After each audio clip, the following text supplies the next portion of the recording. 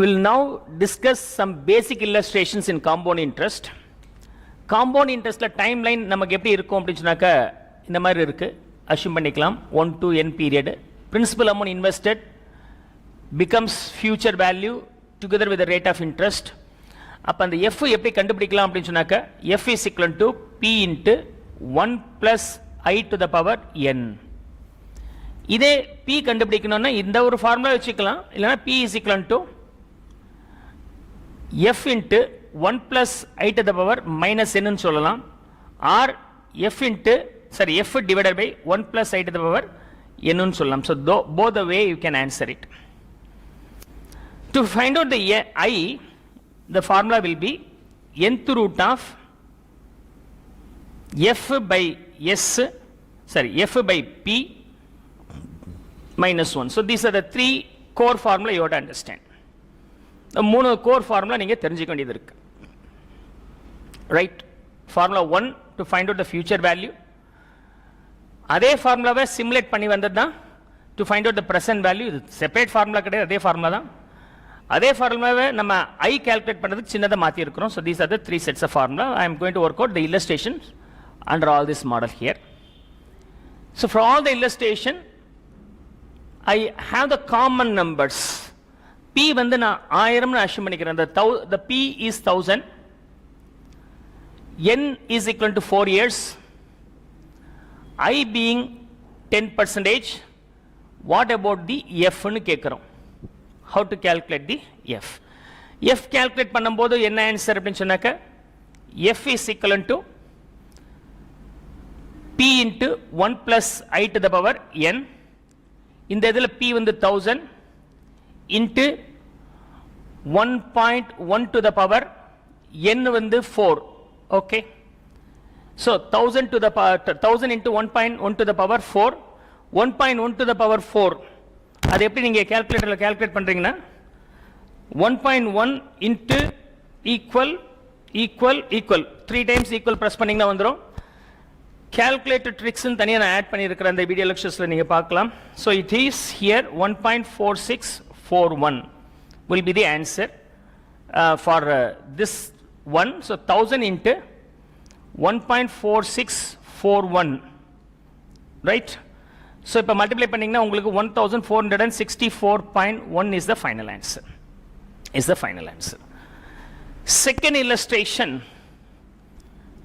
second illustration, p is equal to f is equal to 1464.1, n is equal to 4 years, and I is equal to 0.1 or 10%. what is p? இன்றைய மதிப்பு என்னன்னு கேக்குறோம். So அப்படி கேட்கும்போது நீங்க என்ன பண்ணலாம், p is equal to f divided by 1 plus I to the power n அப்படிங்கிற ஃபார்முலா யூஸ் பண்ணலாம்.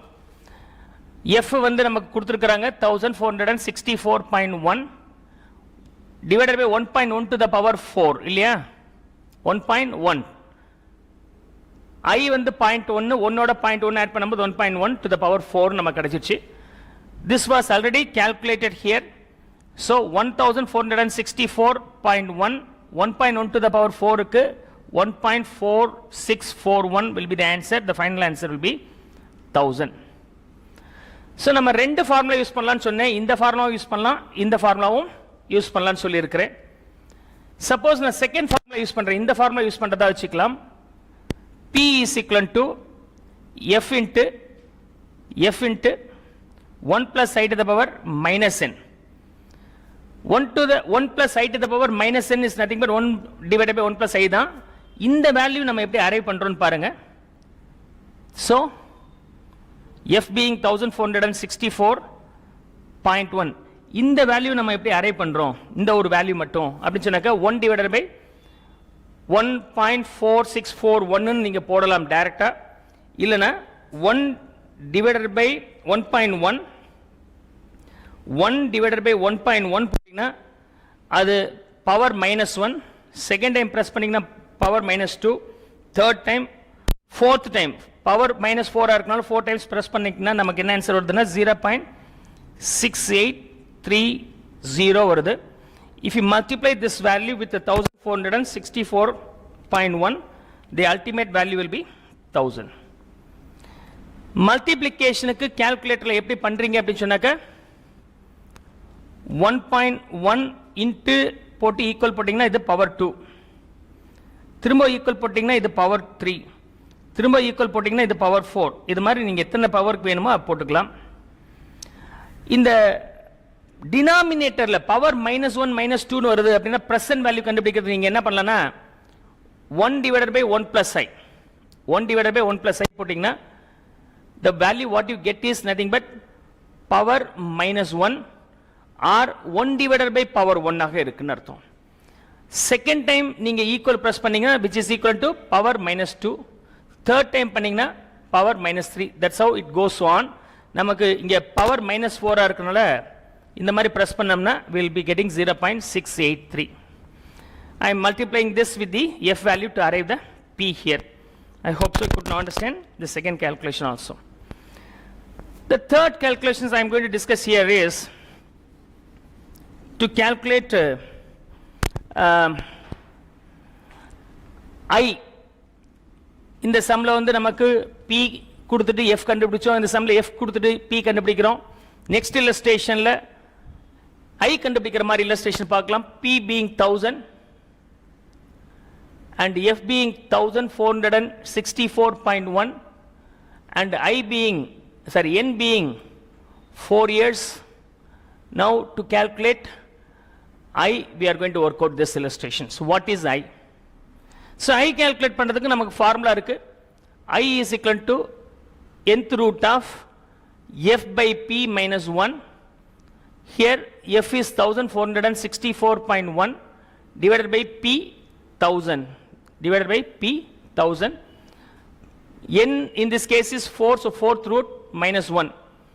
4th root உங்க கால்குலேட்டர்ல எப்படி கண்டுபிடிக்கலாம்னா இது வந்து உங்களுக்கு ரூட், இது 2 டைம்ஸ் இருக்கு ரூட் ஆஃப் ரூட். அப்ப இந்த நம்பரை நீங்க 2 டைம்ஸ் ரூட் எடுத்துட்டீங்கன்னா ஆட்டோமேட்டிக்கா உங்களுக்கு இந்த ஆன்சர் கிடைச்சிரும்.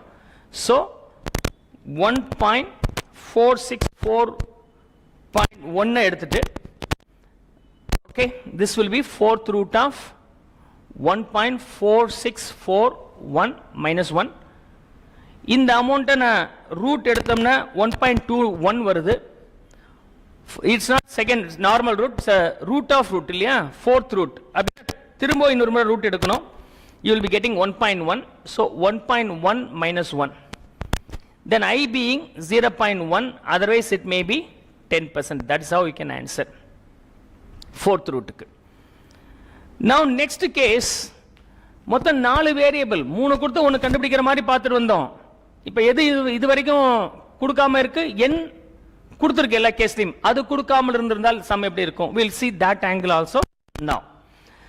அந்த ஆங்கிள் பார்த்துட்டோம்னா ஆல்மோஸ்ட் மெஜாரிட்டி கான்செப்ட்ஸ் ஓவர் ஆயிடுது. so let's see. p is equal to 1000, f is equal to 1464.1 and I is equal to 0.1. and what is n? what is n கேக்குறாங்க. இந்த n நம்ம எப்படி கால்குலேட் பண்றது, இது ஜஸ்ட் இதுலயே நம்ம ஃபிட் பண்ணி கால்குலேட் பண்ணிக்கலாம்.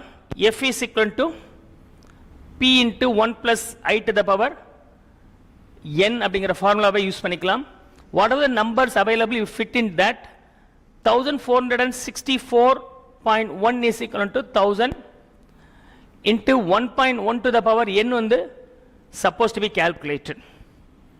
okay, otherwise 1.1 to the power n is equal to 1464.1 divided by 1000, which is nothing but 1.1 to the power n is equal to 1.4641 is the answer.